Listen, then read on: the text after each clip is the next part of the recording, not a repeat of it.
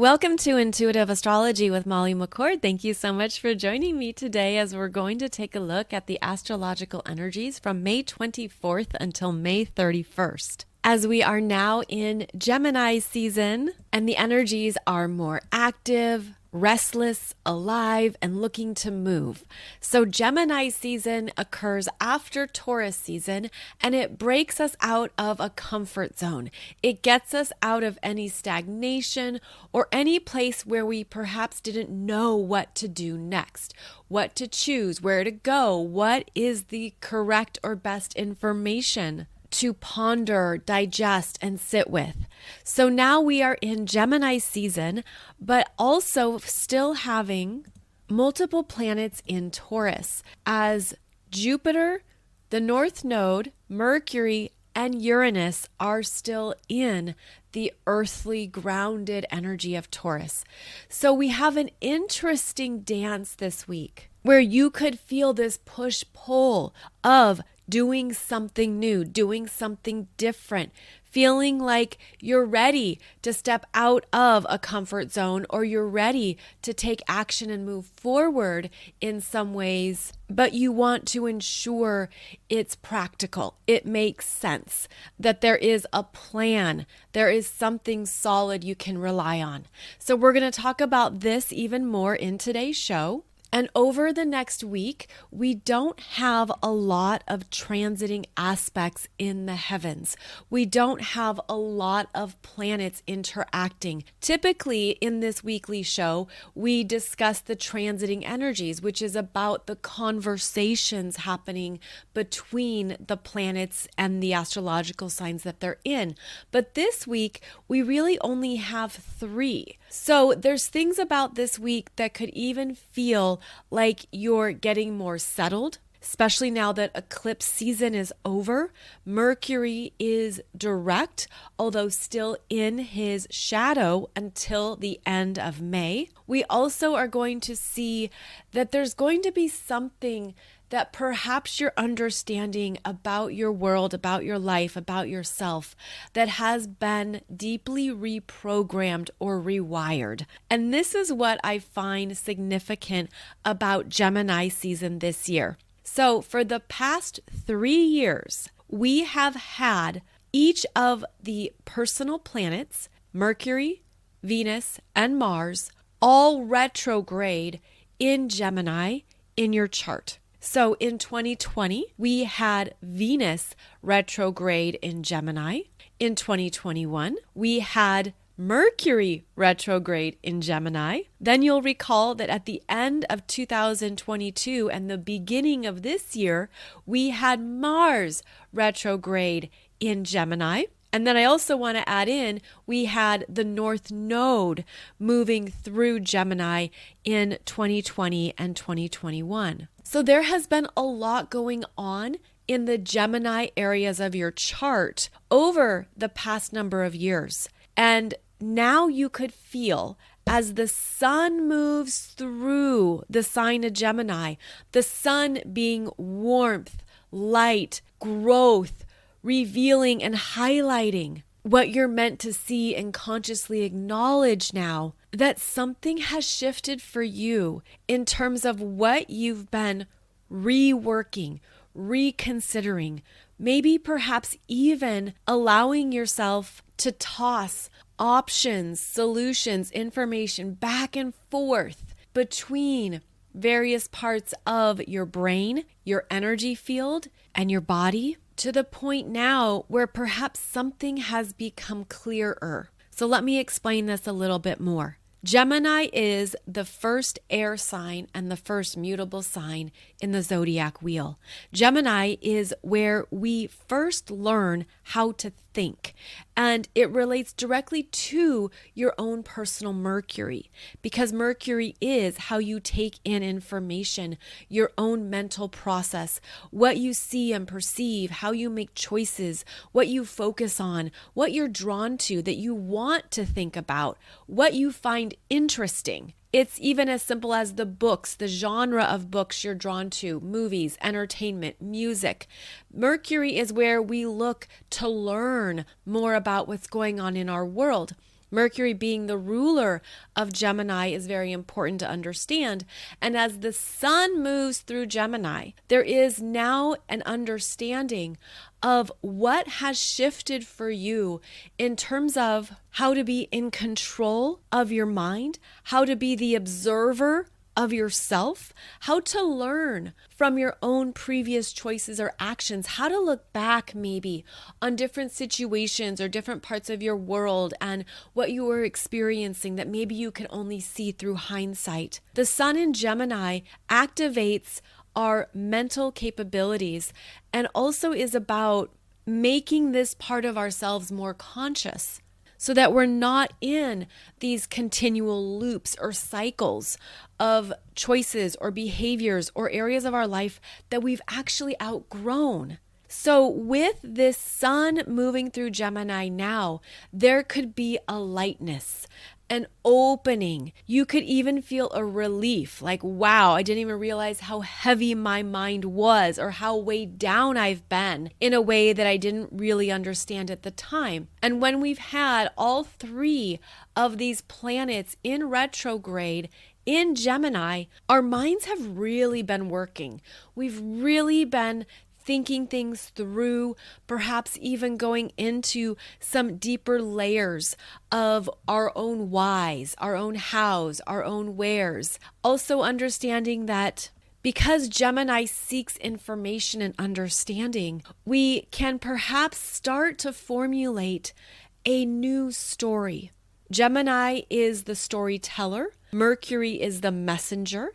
It's how we create stories. We understand the narrative of our own lives, but the lives we're actively living. So as the sun moves through Gemini, it's moving across territory that has been heavily retrograding for the past number of years since 2020. And now you could see what story has been unfolding. And perhaps you're feeling like, I'm ready to write a whole new story. I'm ready to do this differently. I'm ready to be more conscious. I'm more mindful. I'm more aware of what I truly want as it connects to my needs. I'm aware of what choices serve me best. And even feeling that you know yourself more, you know your energy, you know how your mind works. Almost like there's a formula that you could be more aware of now about where you go or where your mind will kick in with information or details or fears, and how often the mind can go to those fears, how often we can conjure up stories that maybe don't even serve us anymore, that aren't even true. There's the false narratives. There's the sense of, why do I keep perpetuating this in my head? Why am I doing this to myself? Or why do I go into those thoughts? Why have I been in this cycle that no longer works and is no longer my truth? And I feel like the Gemini energy, because it's very dynamic and it's fast moving, intellectual, curious, Gemini is wonderful with words, wonderful at putting together various components and making something out of it. If you took a moment, you took a break, and you looked back on what has shifted for you mentally, you might be surprised and perhaps even proud of what you've been moving through and reconsidering and pondering because of the retrogrades we've had in Gemini. And maybe even noticed that you've busted out of some of those limiting mental loops, or that you're ready to, or that you would like to.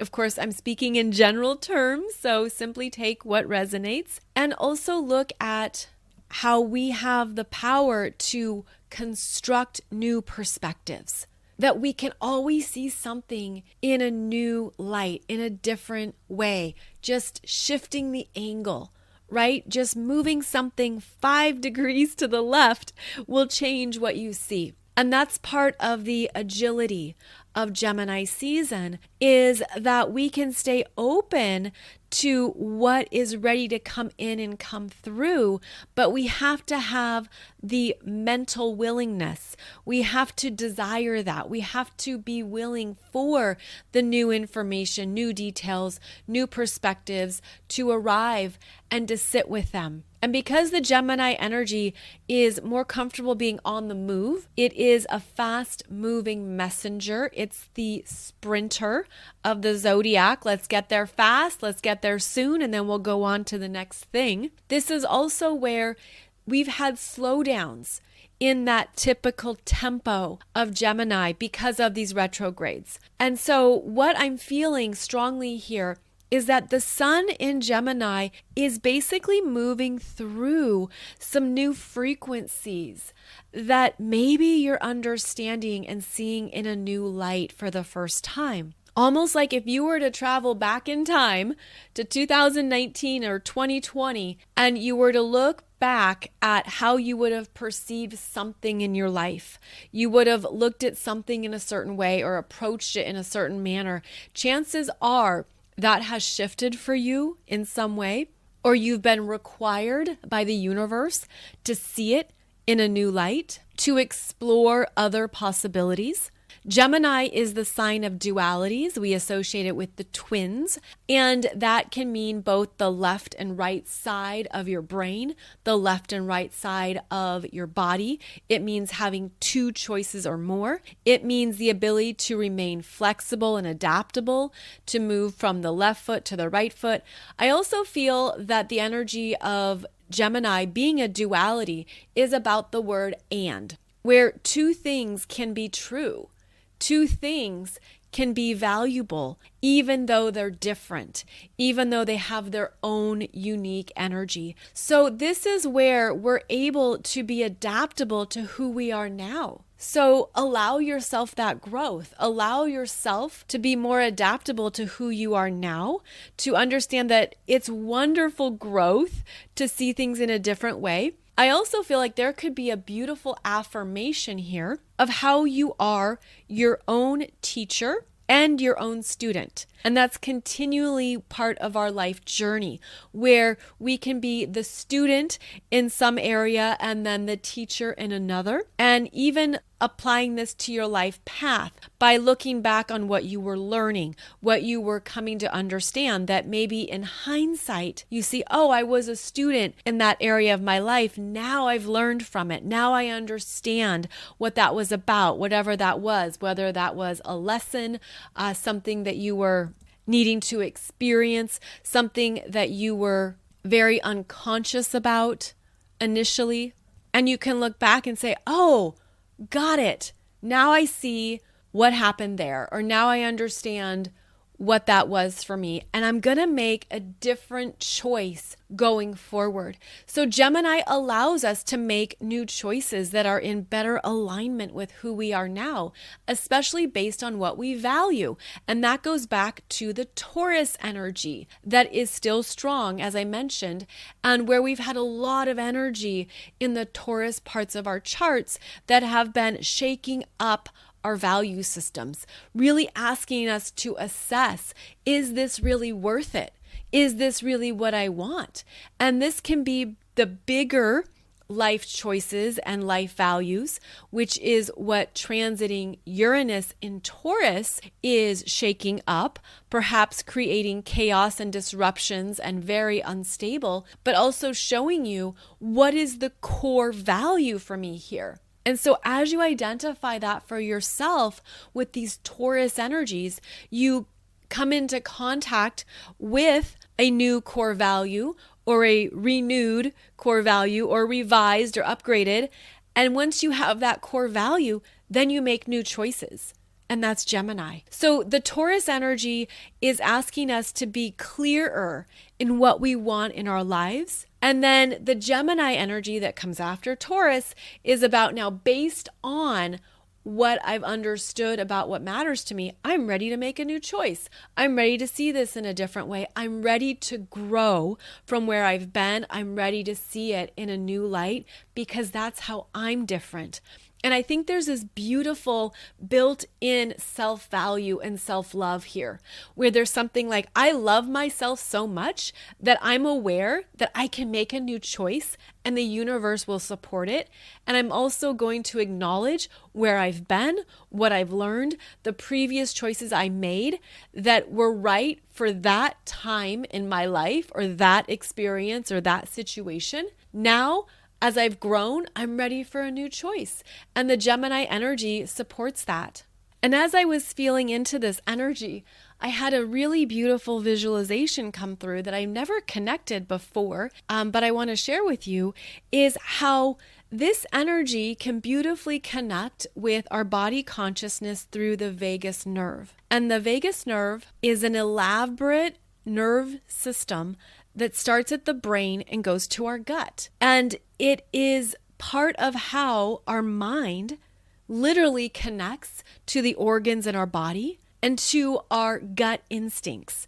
And I feel like because the vagus nerve works on both the left and right side of our bodies, it has a beautiful connection to Gemini energy, especially since it starts at the mind, the brain, which is Gemini, and then how that energy, the energy of your brain, travels through this nervous system and works with all these other parts of your body. Think about that for a minute. Just take a second.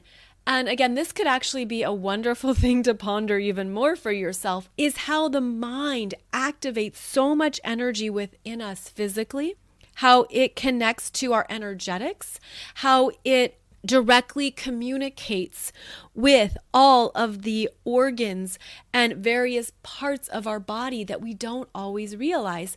And so here you have this vagus nerve running from the brain, connecting to the gut, and what that signals within you, and how the vagus nerve wants us to feel comforted and calm after there's a lot of energy. After there's a lot of anxiety or stress or things going on, it's after that fight or flight instinct kicks in. And so there could be something here where you're learning more how to self-regulate the mind and body. You're learning to listen to those messages that the mind is sending to the body. This is also strong Virgo energy.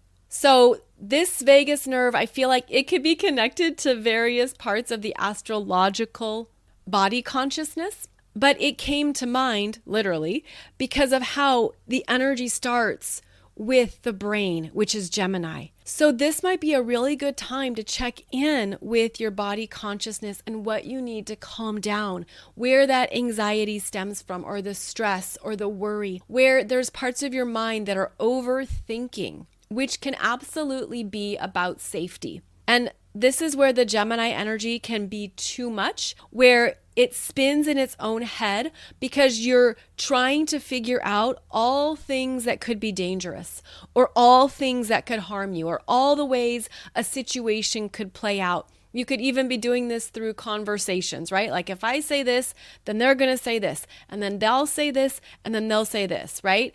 It's that overthinking that needs to be calmed and relaxed. And this could be something to practice during Gemini season that will also beautifully support and calm down your body consciousness and the energy that's created in the brain that travels down through the rest of the body. And then I was thinking about how when that energy calms down and it has a sense of safety, that then connects to the next astrological sign of Cancer, and how Cancer seeks emotional comfort and safety and calm. So I don't know why I'm excited about the vagus nerve, but I just am. And so there's something here that I think beautifully depicts the energy stream and how it relates to these astrological archetypal energies. Okay, so as I'm saying this, I'm getting the visualization of how you could download new energy codes and light codes through the vagus nerve system. And you don't have to know specifically what it looks like or where it runs, although of course you can just Google it. But call down. I'm seeing this beautiful golden, pure energy coming down, coming through that can help with strengthening this part of your energy system. It feels beautifully sparkly. It also feels like it's clarifying. It can download clarity, perhaps, if that's your intention. It could download what is my next best choice? What do I need to do next that is clear and pure? So work with this visual. Work with some kind of energy practice where you are supporting this energy stream in a way that works with the best of the mind and supports the best in the body. In fact, slight tangent, now I could see how this energy system starts in Aries, which is the first sign of the zodiac, which is about fight or flight, and then how it moves through to the astrological sign of Virgo, especially since Virgo is about our health maintenance, how we maintain our body's energy systems and the energy meridians that run through us. So this could be a beautiful understanding of how you run energy, of how you feel it. But since we're talking about Gemini season, I'm focusing on the brains part of this dynamic.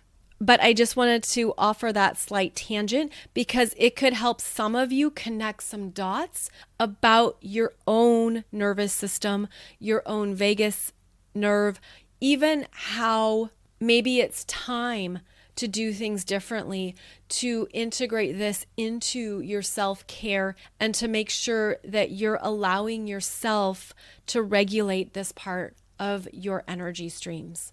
And you could even feel a softening of some kind this week. You could feel like there's something that you're relaxing into because we have multiple planets in feminine signs and feminine energies, which want us to exhale and lean back, which want us to let go so that we have more flow, more opening, more space to create and to step into what feels good, to trust what is calling to you, and to know that there could also be energy here that you feel like you don't need to respond to. It's interesting because now I'm being pulled to look at the opposition we've been moving through between Pluto retrograde in Aquarius and Mars in Leo. This is the first time in this lifetime we've had this exact opposition, which could have triggered you, which could have brought up something. You could have felt a strong response or reaction. This is the energy of aggression and even going to war. Things escalate, and maybe you're seeing something in a new light, in a new way, and you're like, I don't even need to respond to that. I don't need to put my toe in that water.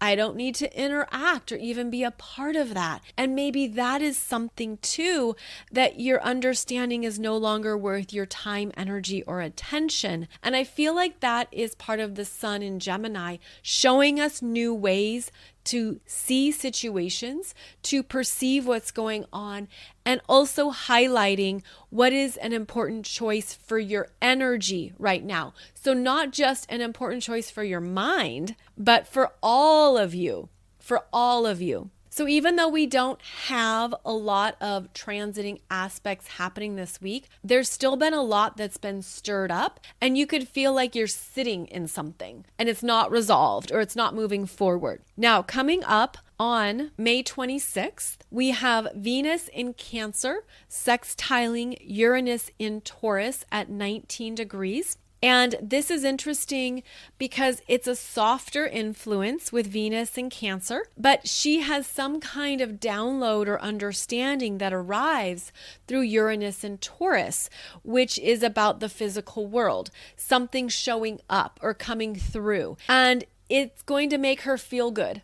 This is a feel-good energy for Venus in Cancer, and this would apply to you if you have planets or points of 19 degrees in the water signs or the earth signs. I would even say 19 or 20 degrees of the earth signs or the water signs. This is where we play astrology bingo, and you look at your chart and you're like, do I have anything at 19 or 20 degrees of water signs or earth signs?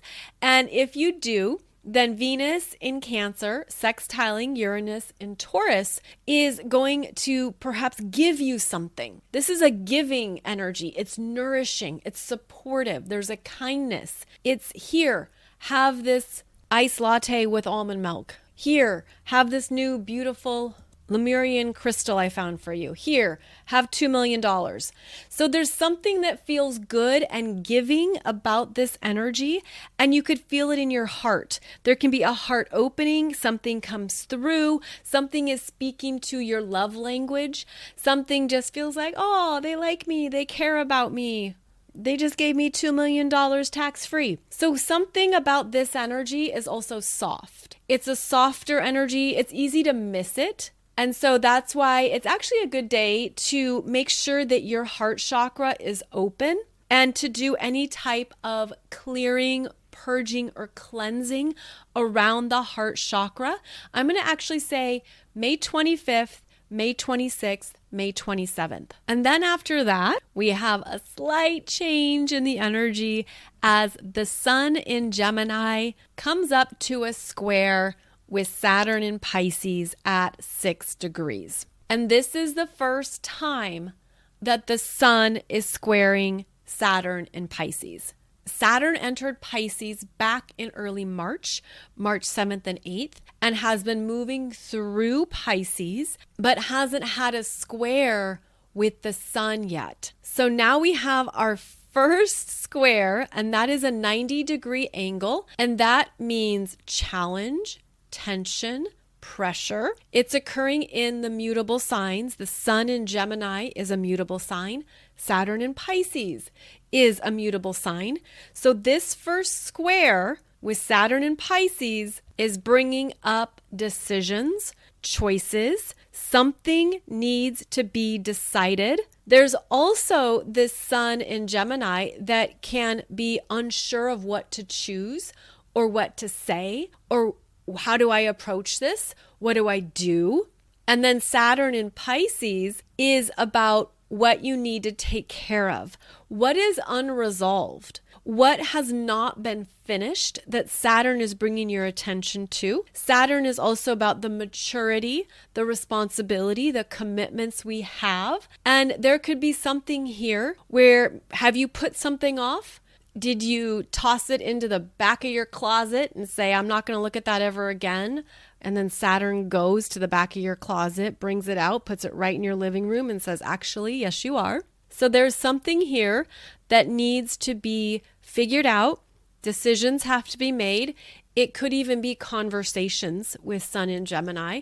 It could be the hard conversations that you haven't want to have. This could even be something where you're realizing you don't know what to say. You'd rather not have the conversation. You'd rather look for the nearest exit.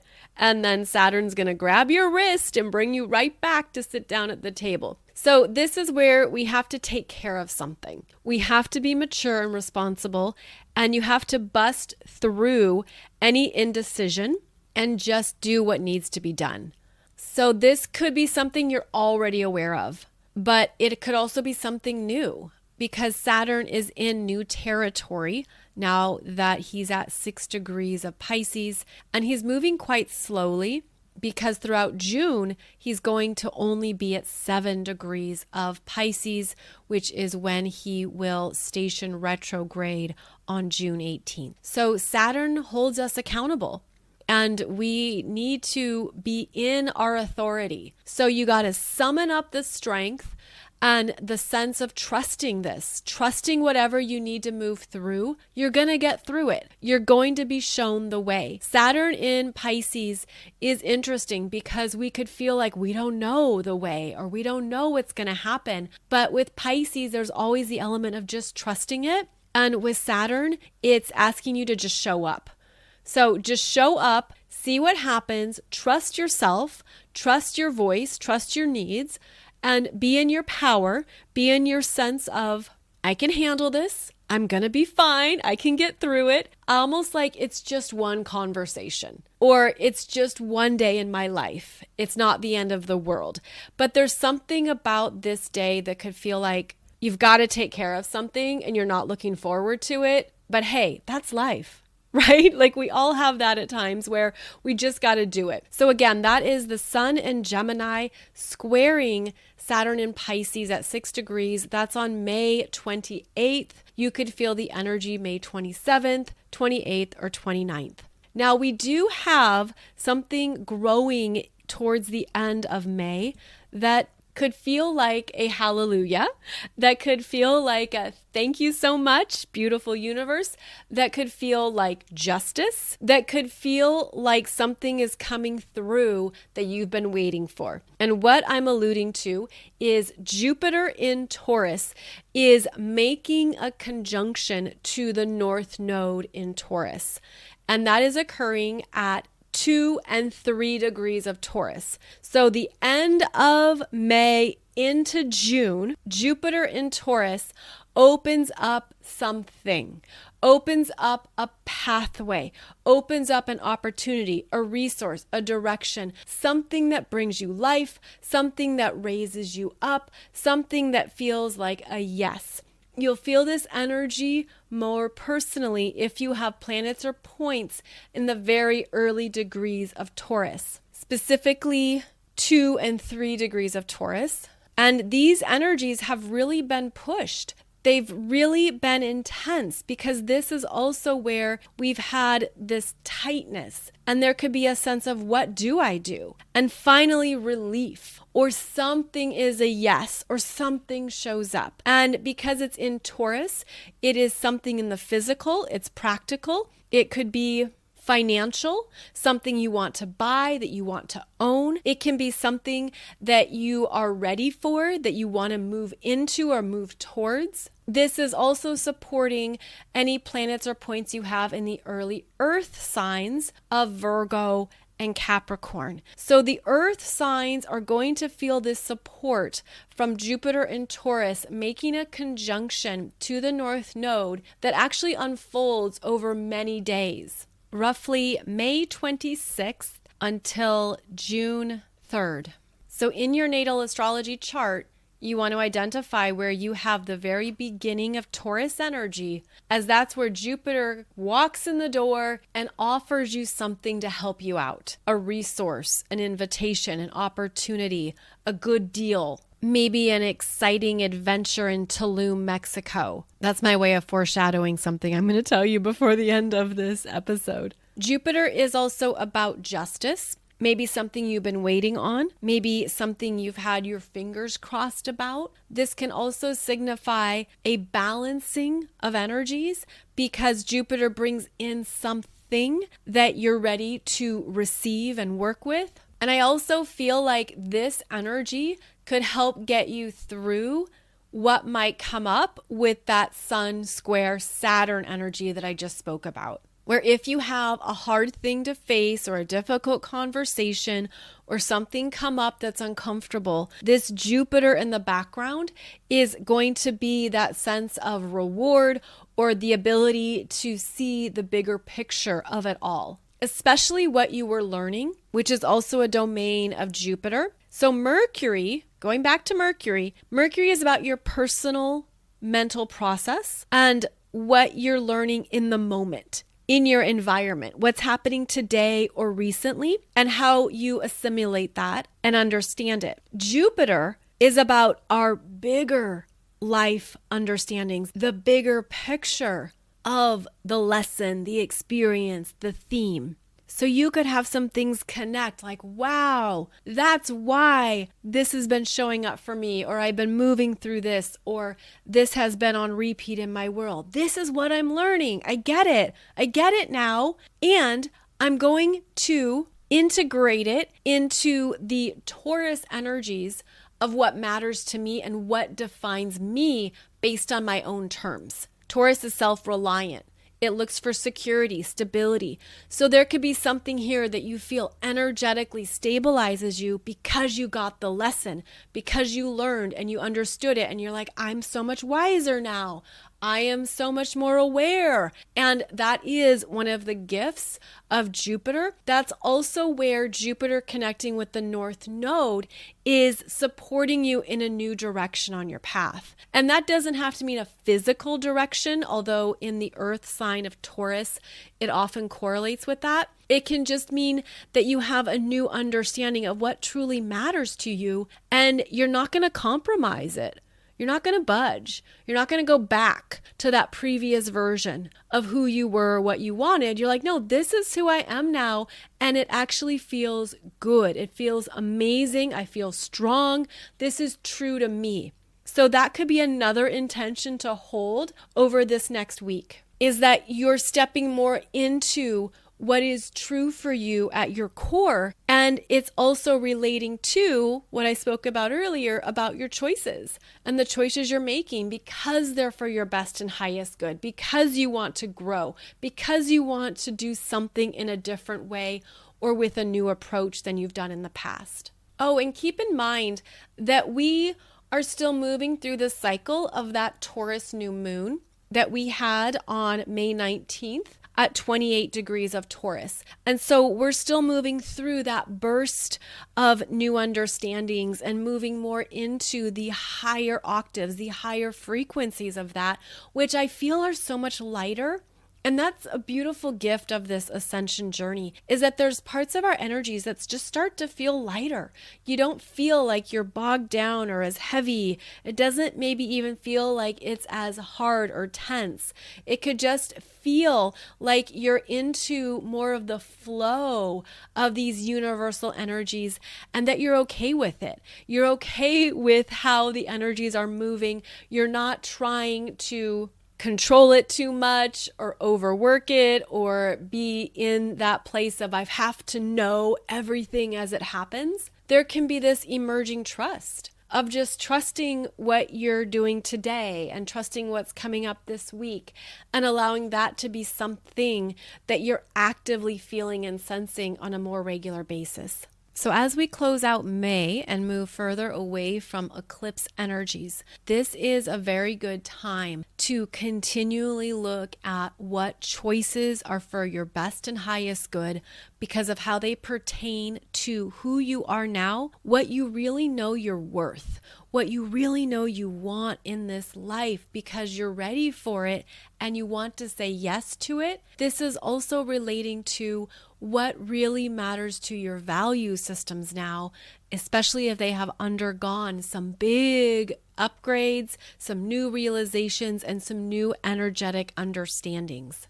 Just two final things to share with you. There will not be a podcast on Monday, May 29th, because my son finishes school this week and we're going to have an adventure together. But I will have a podcast for you on Wednesday, May 31st. And the second, more exciting announcement to share with you is that I am offering and hosting a Ring of Fire solar eclipse in Tulum, Mexico, October 13th to October 17th, that will include watching the solar eclipse with our own eyeballs on the beach in Tulum. It will pass over that part of the Mexican peninsula. And we will also have 3 specialty astrology workshops where we will do a deep dive into what this Libra solar eclipse is about for you. Now, this is the first Libra eclipse since 2015, and it is part of the new cycle of eclipses that we're moving into that are on the Aries-Libra axis. And so through these 3 specialty workshops, not only am I going to give you your astrology chart, I'm going to give you my notes on what is important for you to be aware of in your chart, what to look at, what the themes are, what is closing out for you. The Libra solar eclipse works with the South Node. So these are closures and endings in partnerships, sharing, giving, receiving, relationships, connections, things that you're done with. You've outgrown it. You're ready for what's next. You're ready to elevate. We're going to focus on those themes in our astrology workshops. Plus, we are going to have a beautiful sound healing bath and cacao ceremony. Also, something really special called a Mayan clay meditation ritual, which is also about essentially cleansing and purifying the body through this clay. So you put the clay all over your body. You stand in the sun like cats as the clay dries, and then we run and jump into the Caribbean Sea. Plus, you'll have plenty of free time to choose your own adventure, whether you want to go tour the Mayan ruins, go swim in a nearby cenote, maybe you want to grab a bike and bike around or go shopping in Tulum. There'll be time for all of that. And it's also going to be a special gathering of meeting new friends, meeting new people who are also passionate about astrology and who may share a very similar vibration and frequency as you.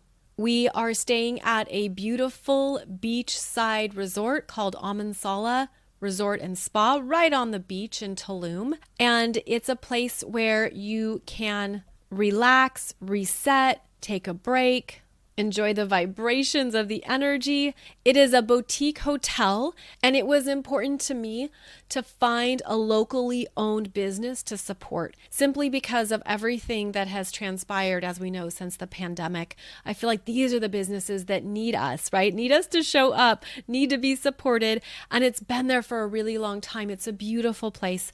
I will have all the details below this podcast if you want to check it out. Please note that this is not a huge resort, and it's anticipated that the rooms are going to book up. So you'll want to figure out your roommate situation if you're traveling by yourself or if you're looking to travel with friends. There's things that you'll want to get figured out a little bit sooner rather than later so that it doesn't sell out too fast or before you expected. So this is not one to wait on. Rather, it's one to basically sign up for it sooner rather than later. By staying at the resort, all your meals are included. It is very nutritious, delicious food, organic and local. They can cater to your dietary needs. There are 3 meals a day that are served, and over the course of your stay, there's just one dinner that will be on your own, where you can either enjoy a restaurant in Tulum or you can eat at the resort if you choose, but it is the only additional cost for food. Alcohol is not included, but they do serve coffee, tea, fresh juices as well. This is a very special once-in-a-lifetime experience because of this ring of fire solar eclipse. So that's when the moon moves in front of the sun, but the moon appears to be a smaller disk than the sun. And so there's this blazing ring of fire around the moon. And that is a powerful energetic reset. So we're going to be working with that actively and consciously, while also discussing how this is part of the Libra eclipse cycle, including the Aries eclipses as well. So if you're interested, there's 2 steps. The first is you register to join the retreat on my website. Then you book your room directly with the resort. You book and choose the type of room accommodations you would like. And remember, it includes your food. And Tulum is about 2 hours south of Cancun. So you fly into Cancun International, and the resort offers transportation to and from the airport. So you don't have to rent a car, but you do have to pay for that transportation.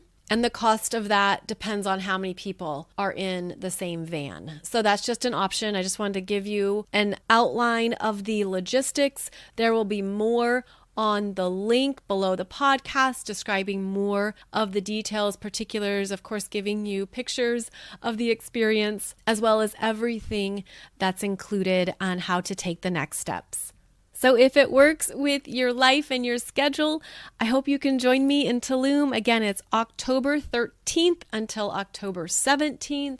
And I'm announcing it now so you have time to plan and figure out your schedule. And hopefully it also lines up with your requests for time off from work and working with anything with kids and your family, a spouse, whatever it might be in your everyday world.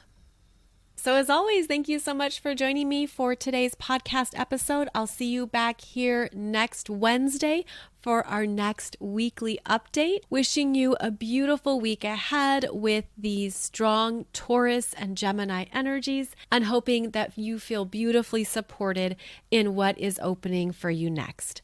Take good care, and I'll see you back here soon.